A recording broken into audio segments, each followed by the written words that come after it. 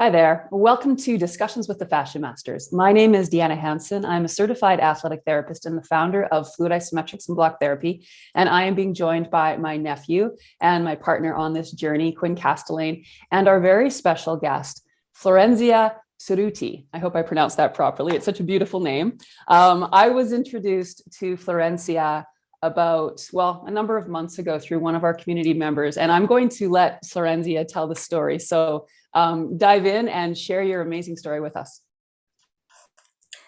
Thank you, Diana and Queen. I'm so happy to be here. I am Florencia. I have lived in Montevideo, Uruguay, since the day I was born. I'm now 55 years old. I have been married to Gustavo, my source of balance, since 30 years ago. I have two daughters, and I am an optimist and warrior and a dreamer by nature.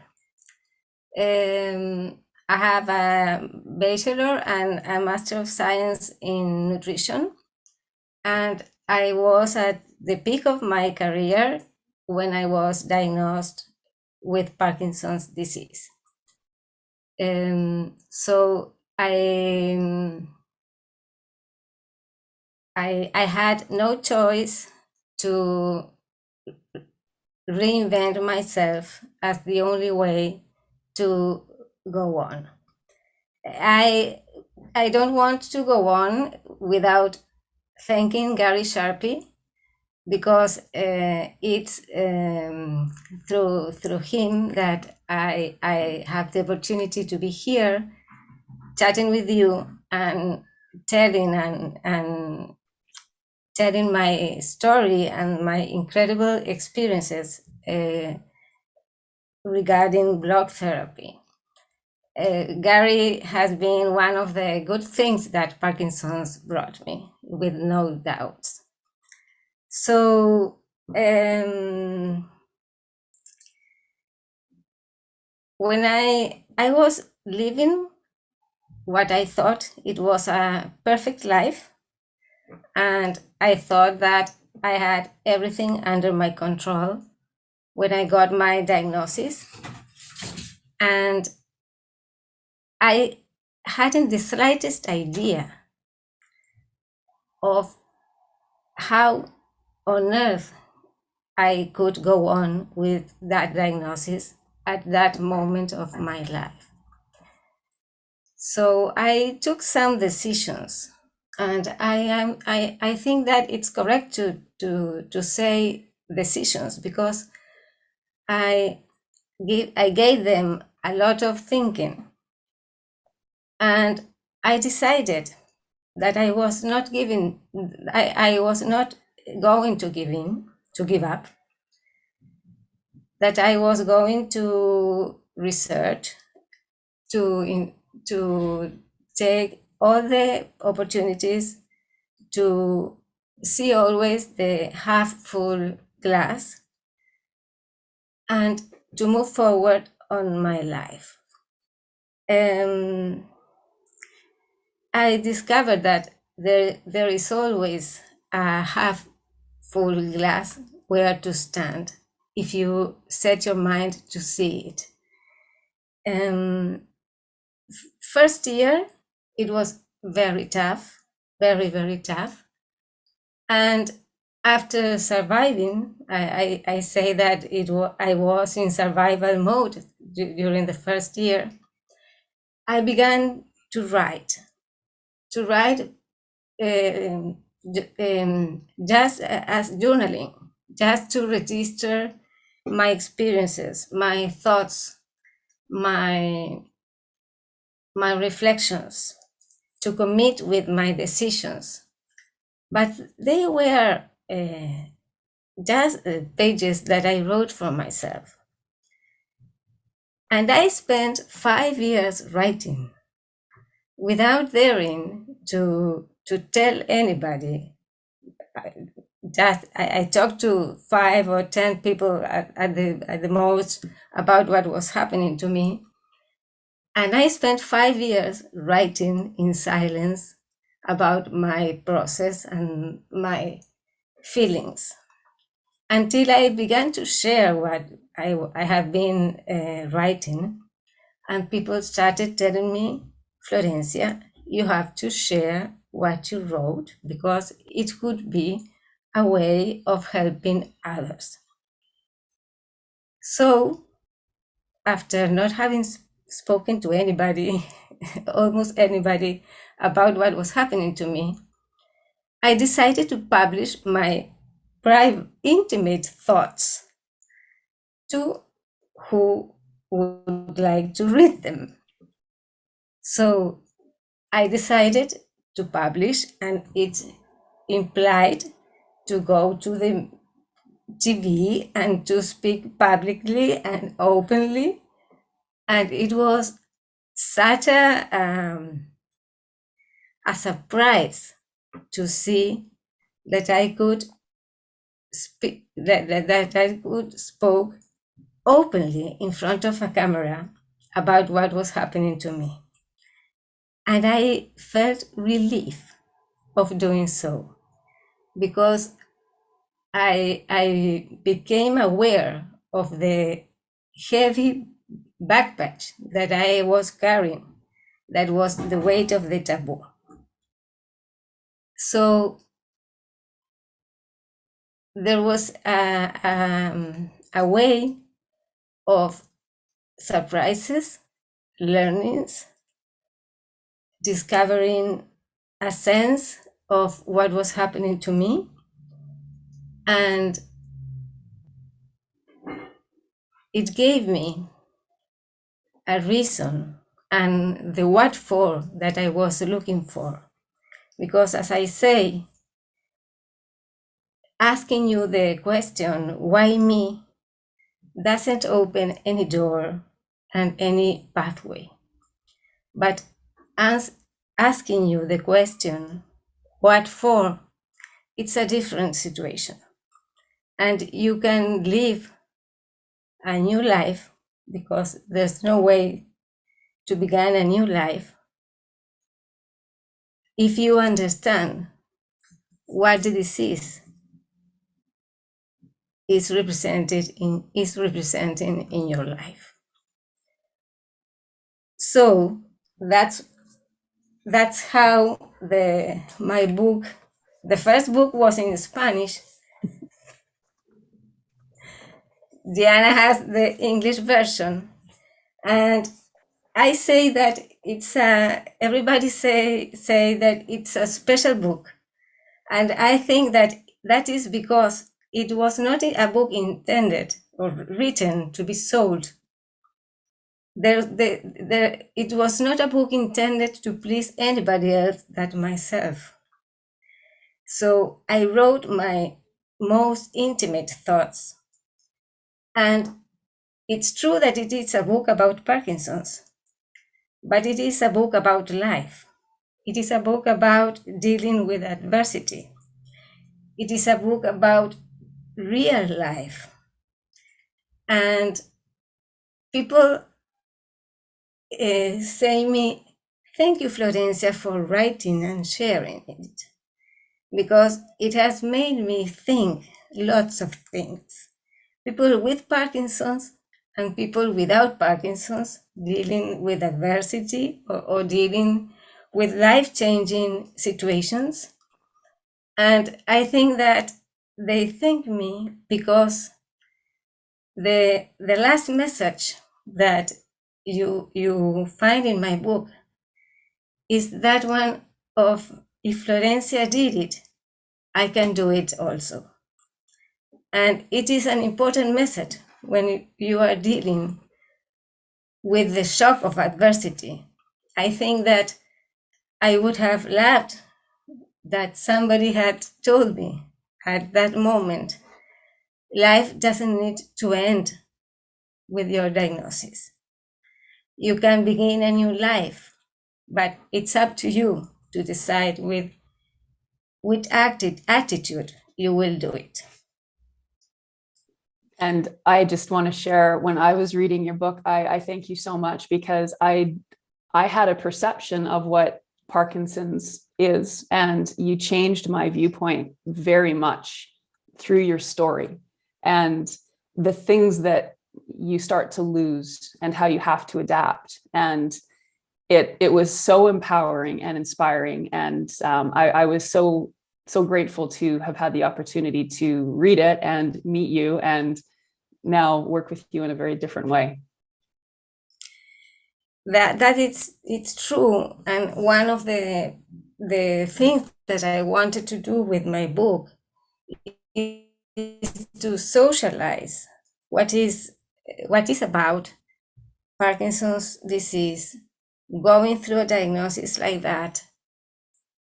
What is like to live in a society that doesn't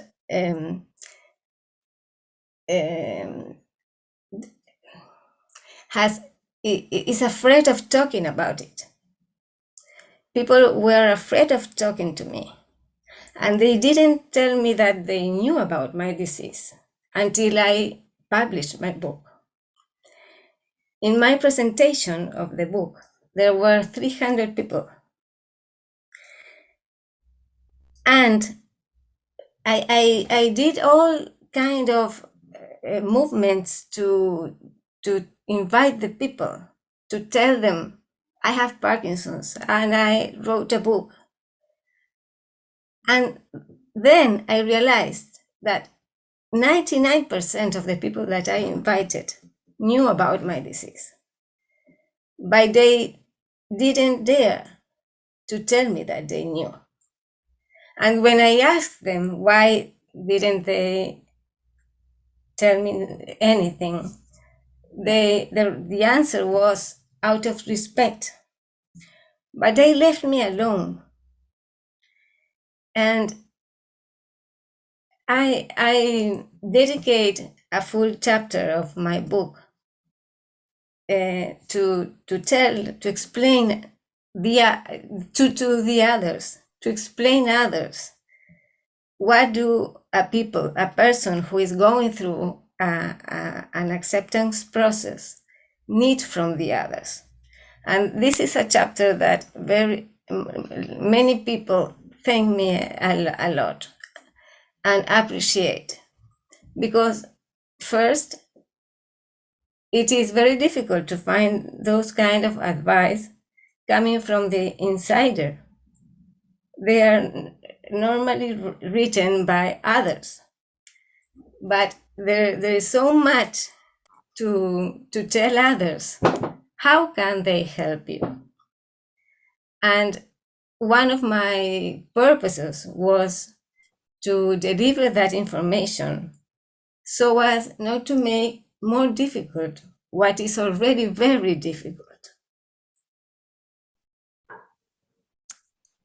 Oh, wow. I feel your strength. You know, it's incredible what you are living through, and the courage that you have to teach people that, because it is an interesting dynamic when you know that somebody has something, and as the other person, you don't really know how to address or respond. You think you're doing it for the right reason, but then in turn you end up isolating the other person, or whatever the feeling it is that comes forward. So to be able to educate us and teach us how to deal with people with whatever the issues are, that is massive, because I do think most of us probably come at it from a feeling of out of respect for you, but it's not that. It's because we feel uncomfortable with how to communicate with you. So for you to be able to tell us what you need, you've just opened an absolute door to make it really simple for that dialogue to be opened. And that is so needed today. Thank you so much for that. Absolutely. Absolutely. And it is something that happens with Parkinson's, but something that happens with lots of disease. For instance, a woman that was going through an immune depressed situation, she told me the same. Or a coworker told me, I will tell you something. I went through 2 medical leaves this year. One because I fall off the horse and I broke my spine. And the other one was because I was going through a depression. When I was on the medical leave because of the horse, I received hundreds of calls. But when I was going through the depression, nobody called me.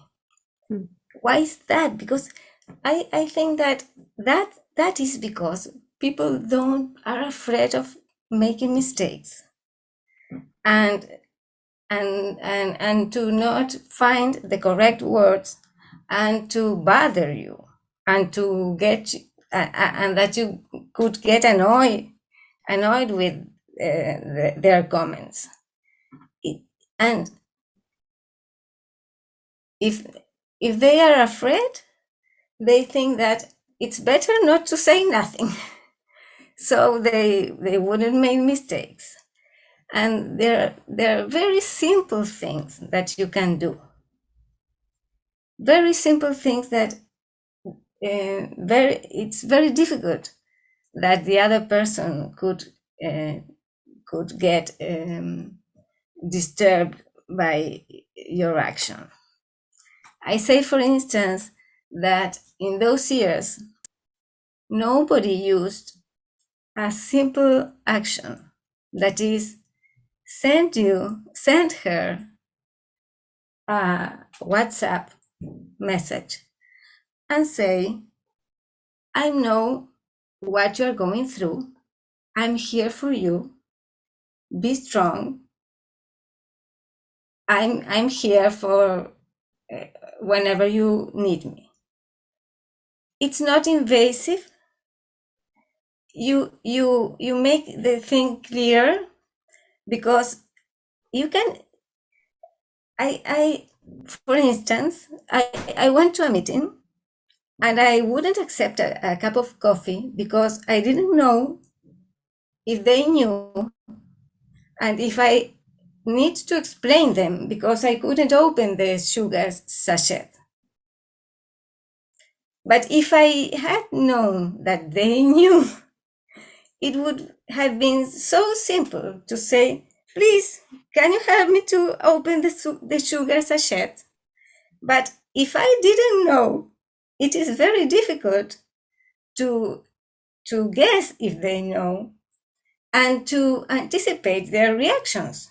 Because I couldn't say in a meeting, oh, can you help me? I have Parkinson's disease.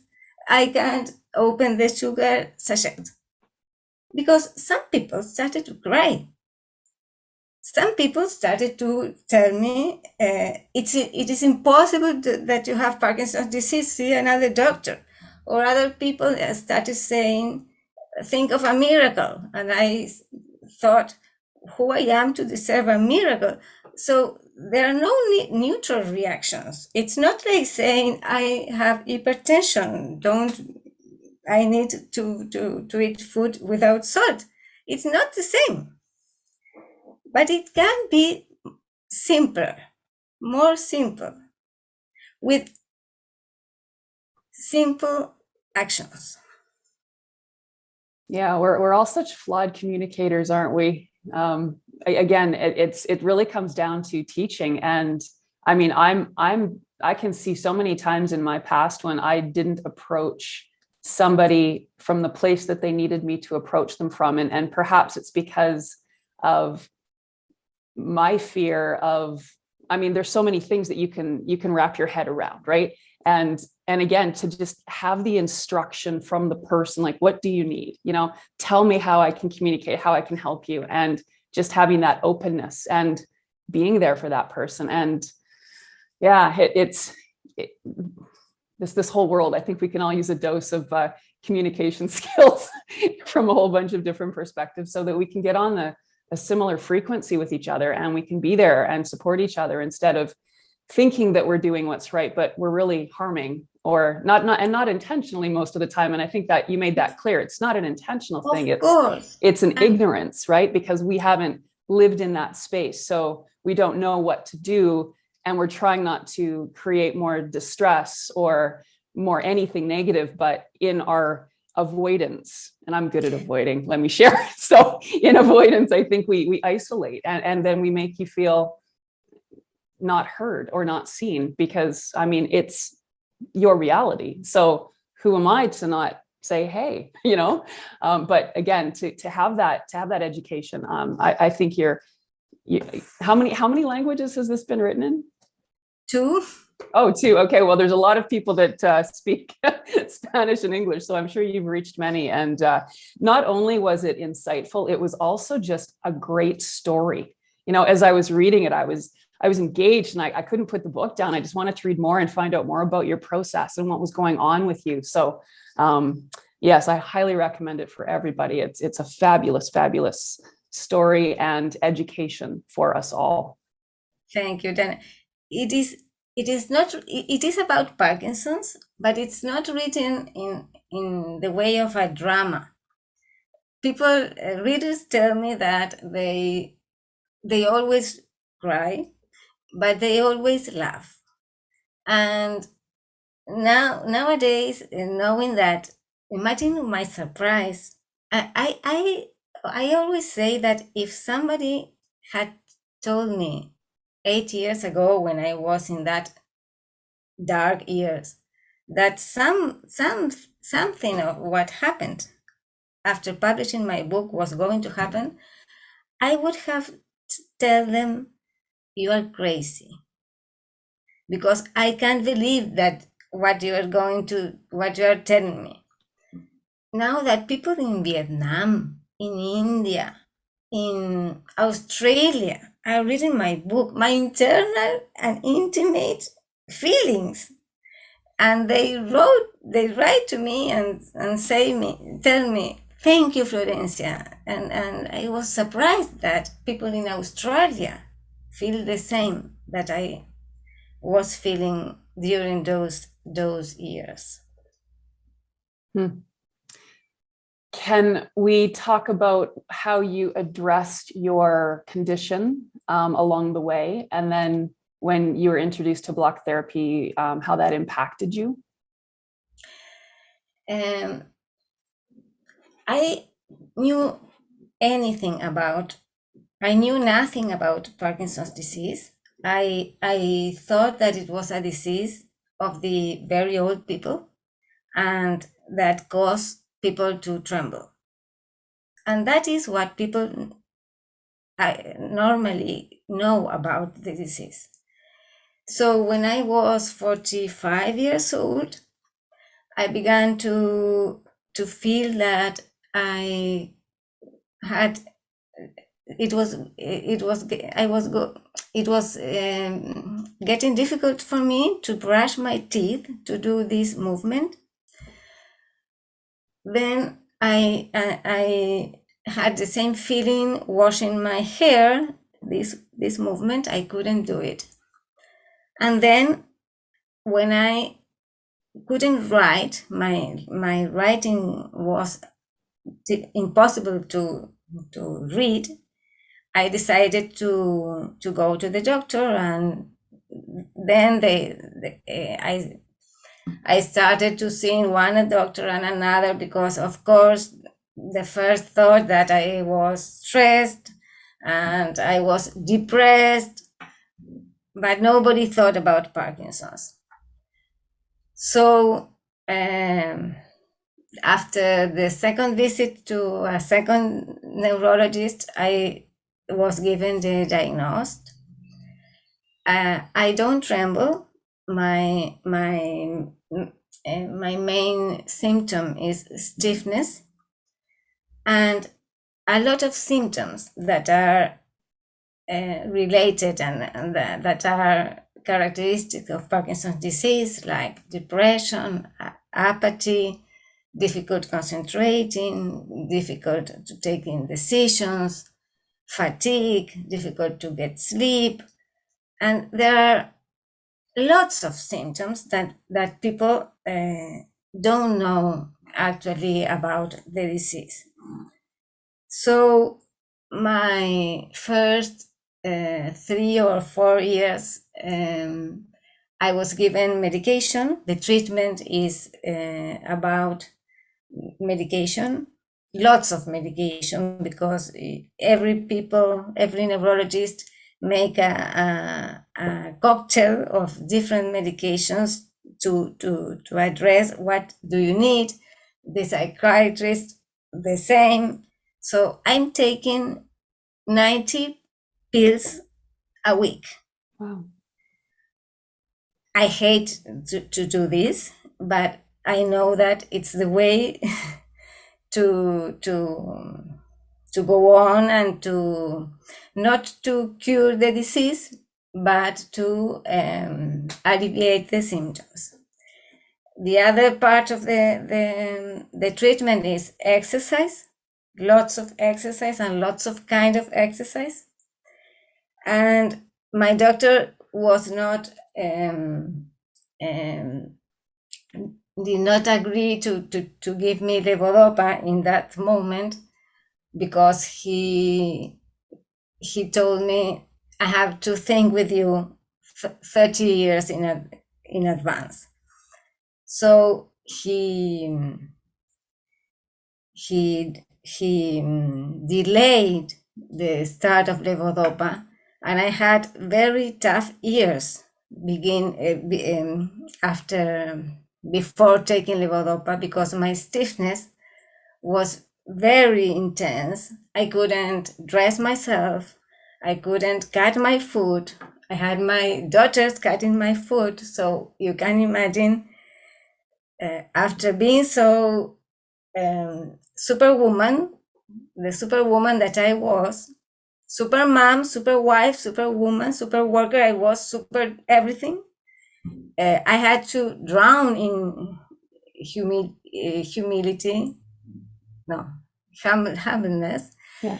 and not only a bath of humbleness, I had to drown in humbleness. The same as in the work office. So then I started levodopa, and I get full of energy again. The stiffness was not a problem, until I started with dystonias. That was 1 year ago. It is known that levodopa gives you a honeymoon of 3 or 4 years before other symptoms came, as a consequence of the levodopa itself. So when I started with the dystonia, I found that it was the most difficult symptom to address. It is very painful. When it begins in my left foot, and it goes up depending on the situation, and in 2 occasions it even affected my face. And when I am on dystonia, I can't walk. I can't put my foot on the floor and walk. So I go upstairs and downstairs sitting, and my husband say, let me help you. And I say to him, I don't have problems. I can do it. It is my home. I can go up and down sitting on the stairs. But it's not every, it's not a thing that I can do at every place. And sometimes it becomes very, very painful, and very long, and very desperate to find a relief. At that moment, I was talking with Gary Sharpie. We were we became good friends, and we chat, and we are constantly in touch. I had comment him that I went through the full protocol of Rolfing because I was thinking about fascia, and I found out that he was writing about fascia at the same time when nobody else, I don't know anyone else on the community of Parkinson's talking about fascia and speaking about fascia as a central part of the treatment. So we were very surprised because of our similarity of approaches to the disease. And when I after finishing my Rolfing sessions, and I was going through the dystonia episodes, he told me, you should try block therapy. I want to introduce you to Diana Hansen. And the blocks arrived to Uruguay with the for the surprise of the customs officers that I'm sure they didn't they haven't ever seen that blocks, and they were so practiced as jewelry that they asked me, but what are they for? I ended talking to the customer officer and recommended her to block therapy for her. So when after that, I have before that, I was reading Gary Sharpie articles that I agree with him that I needed to improve my breathing, because improper breathing has very similar consequences to the symptoms of Parkinson's disease. So, and it is very difficult to know what is cause and what is consequence, and what is a consequence of a medication interacting with another medication in those millions of pills that you take, that you have to take them in some hours, and it's a very complicated, complex schedule. So I have been reading about proper breathing. I have bought devices to improve my breathing. I have made exercises to improve my breathing, but I continue to have short breathings, like spasmodic breathings, especially short exhalations.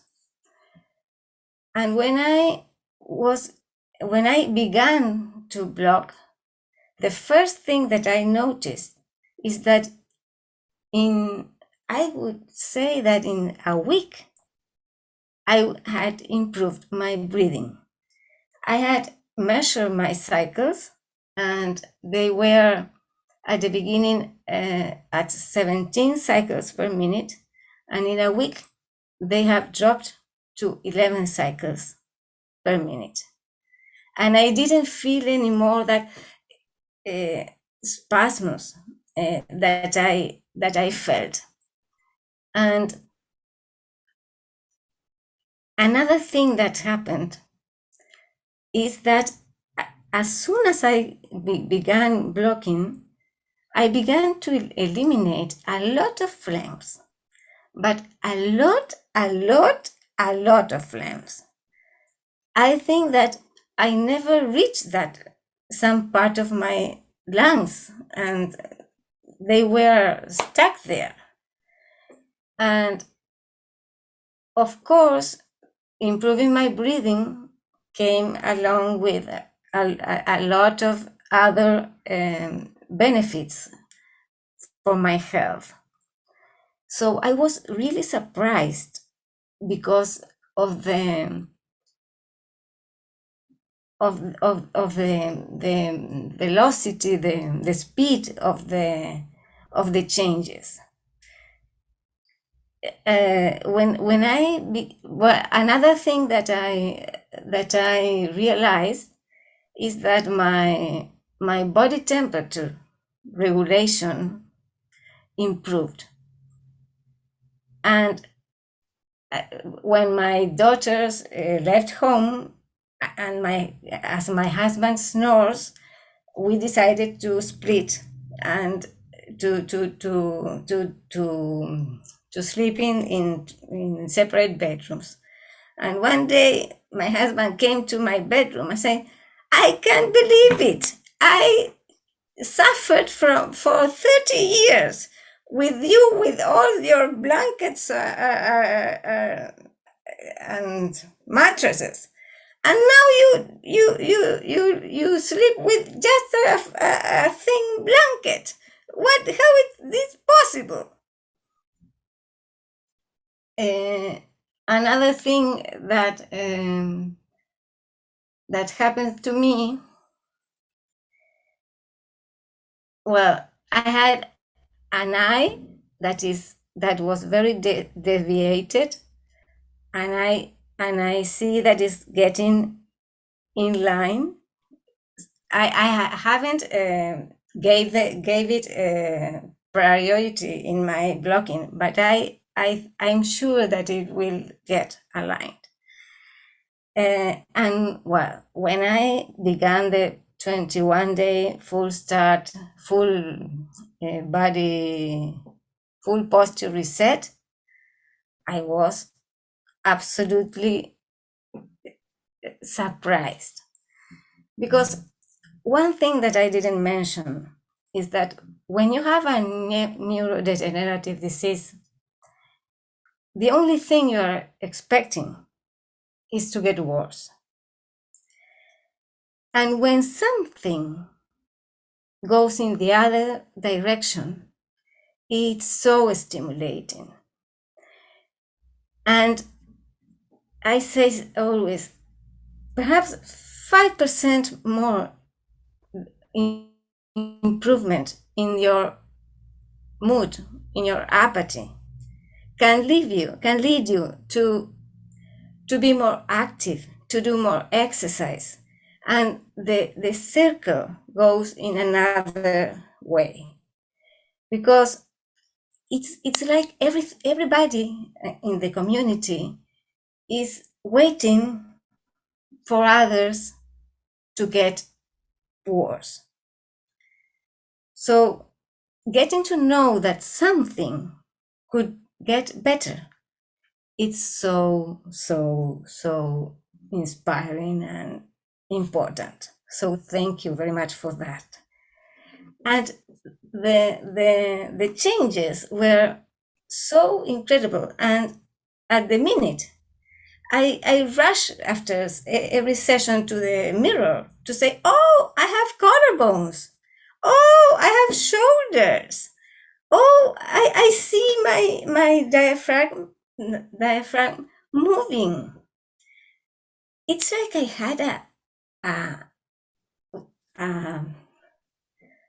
a rock wall on my instead of my skin, and everything was trapped under that rock wall. And another thing that it's curious, from some years to this time, I had noticed that my belly didn't get done with homogeneously. So I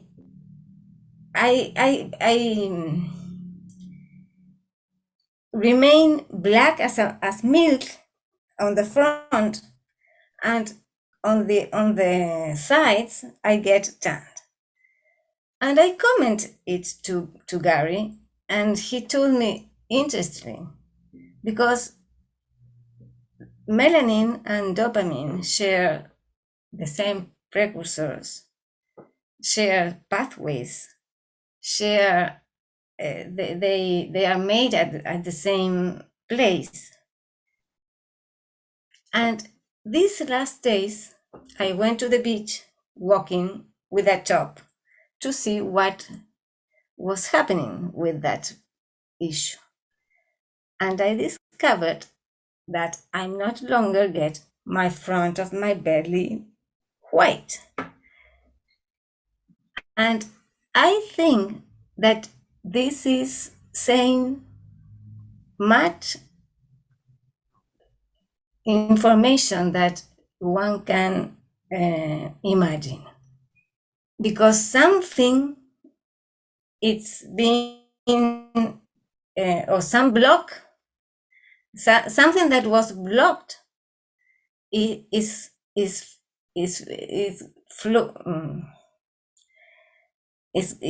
it's going on their correct way.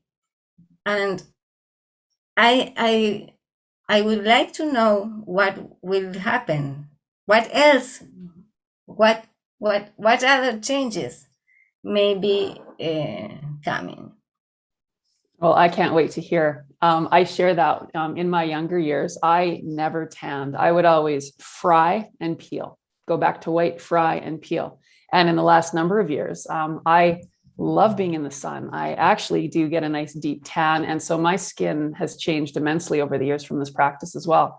I am so incredibly excited because we are just at the beginning of what changes are coming for you. And to have you trust this process and put the time and energy in and share with people what's happening, so incredibly inspirational.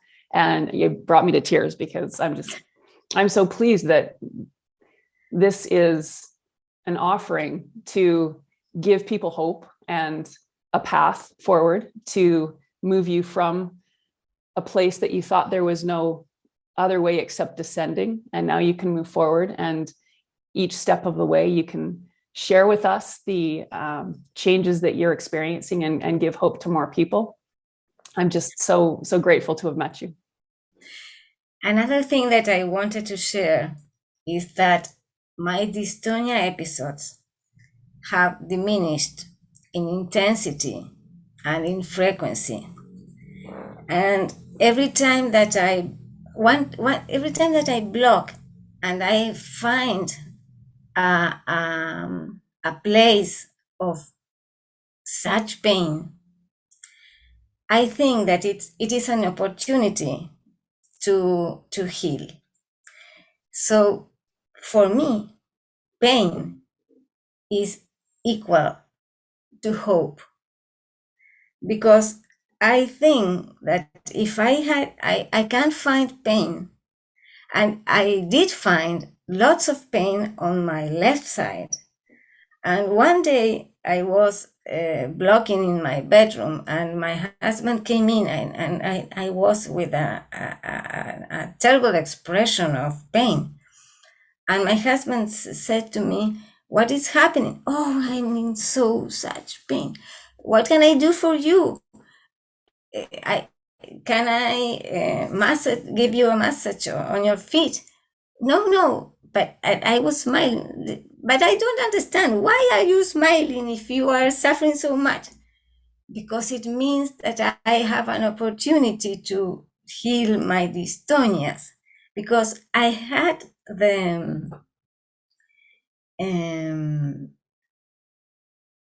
I discovered that there was absolutely a relationship between blocking and dystonia. Sometimes they were exacerbated.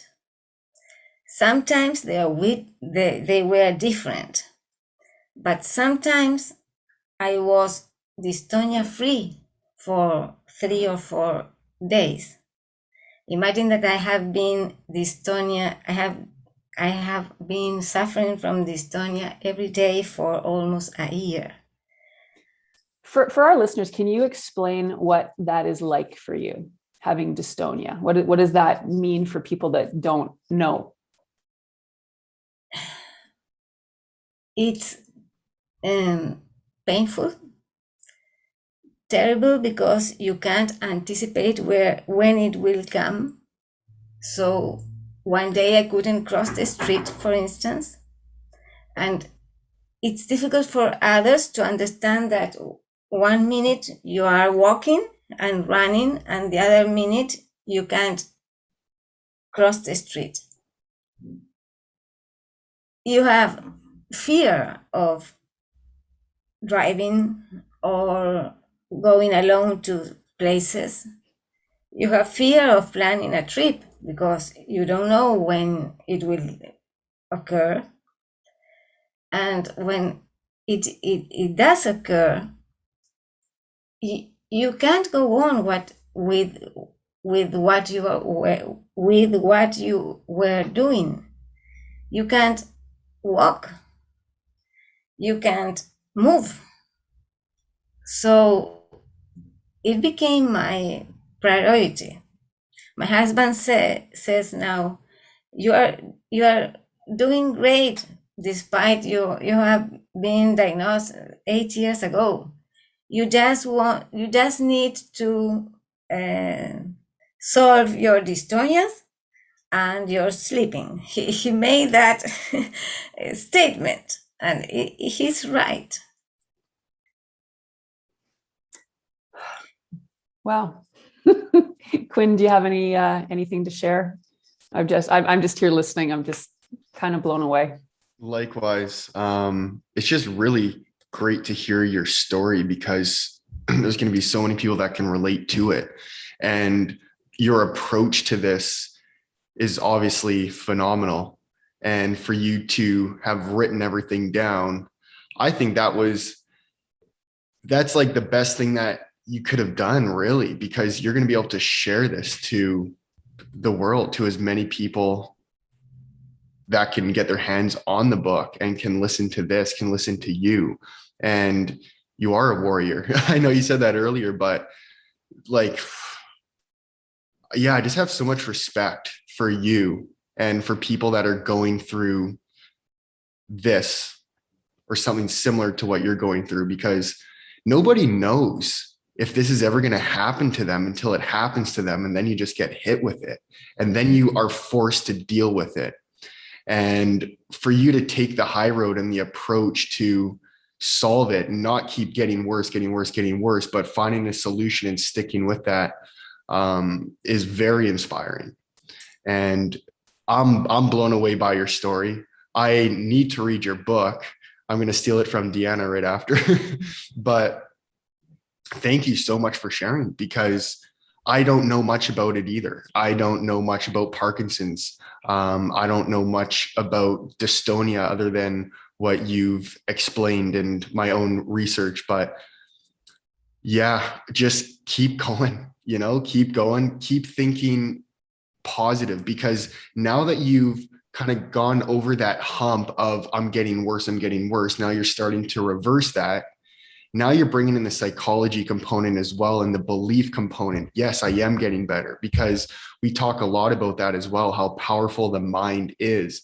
If you keep thinking, I am improving, I'm not going to have, I don't even know the terminology really, but a bout of dystonia today. Just keep telling yourself positive things while you're blocking. When you find those really painful areas, I love how you said that the pain equals hope, because we say pain equals restriction to blood and oxygen flow, but you can really translate that to whatever you want. And for you, it's hope. And I agree. Like even this morning, I'm jumping on the block and I've been having issues with my left psoas. So like deep in the belly. And I'm like, why is there so much pain there today? But and there's times where you just want to get off. You just don't even want to do it. But if you stay with it, you're going to get to that other side of hope. And then you're going to realize, or you understand that it is hopeful, because what's going to be on the other side of that pain. And that's a really interesting concept, because people who are blocking for the first time, they're like, why am I getting in pain when I'm already in pain? But you have to understand it's a different idea and perception of pain, because you're actually ridding the pain out of your body by finding pain in your body. It sounds funny. People don't understand it until they actually do it. So yeah, this is really cool. I think so many people can relate. Even for myself, like I can relate to some things that you have spoken about today, and it's really cool. I'm so happy to see the direction you're going, and I want to hear updates. Like we got to make a really cool story. Yeah. There's something that I didn't share. Yeah, and it is that I go to a body therapist once a week I've been going to her for almost 6 years. And one day, I was in the stretcher, and she was looking at my hands and making the movements that she makes to me at every session. And she told me, Florencia, I don't know what is happening, but now I can do on your right wrist the same movements that I was doing on your left wrist. And that is something that I didn't manage to do in these 6 years. I don't know what is happening.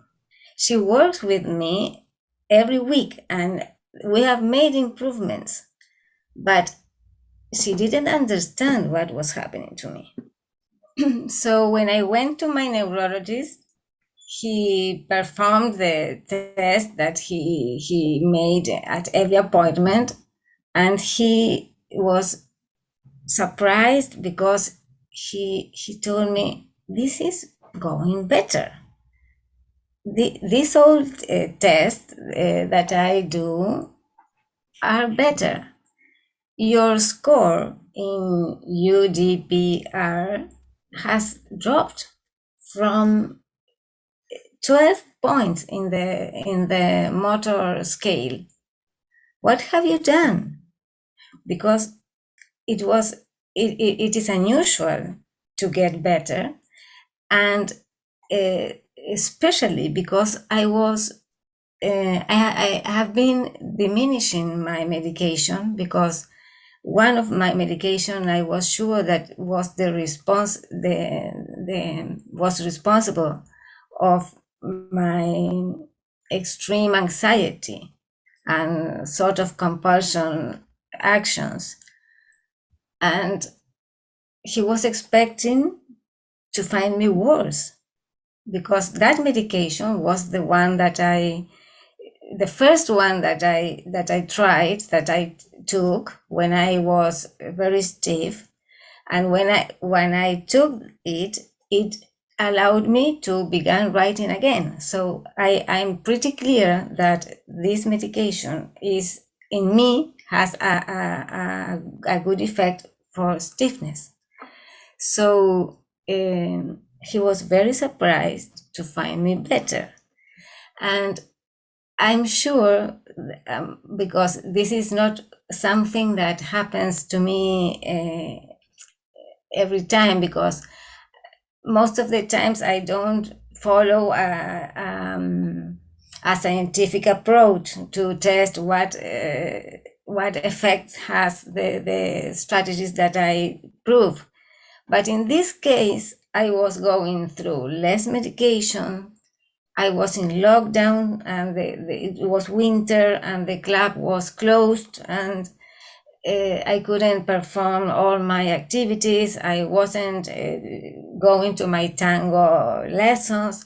So there was no other explanation during those times that was an effect of block therapy. And I went also to the hairdresser, and she told me, wow, you are more flexible, because now you can put your head on the position that I can wash your head and you don't are getting wet on the back as always. And last week I went to have a breast scan, and the lady that was there told me, "You're doing much better. I remember you the last time that you were here. You have all kind of struggles getting dressed and undressed and putting your arms on over the machine and all those difficult positions that you have to make. I don't know what you're doing, but it's doing you very good," she told me. And they are people that my tango teacher, for instance, he told me, your posture is very good, and your skin and your face, you look great, he told me. And they are people that can capture your difference, because they know your body, they know how you move, how you can put your head down in the same place. So this is really inspiring, and I say that going through the 21-day posture reset was a time full of joy and full of new energy to go on, to move forward on this difficult process, because it's difficult. Wow, I'm so delighted to hear all of these changes that are truly just beginning, and we will make it a point to have you on regularly so we can continue to update everyone with your amazing changes that I have no doubt will continue to go in that forward direction. And we will also share your information with your book, and if we can, even some of your before and after photos, because they're truly remarkable. And I'm writing a new book, and it will sure include these experiences. Wow. Oh my gosh. I'm so excited. So cool. I'm so excited. Thank you so much, Florencia. I can't wait to continue this conversation and to, just move forward with you and share this with everybody that needs to hear it. Thank you, Diana and Queen, because it's very important what you are doing and the way you are doing it. And likewise, thank you for educating us on how to communicate more effectively and compassionately with everyone. So have a wonderful day. That's a big thing I learned today. So thank you so much. Great to speak with you, spend time with you, and we'll keep in touch. Keep in touch, of course. Bye, everyone.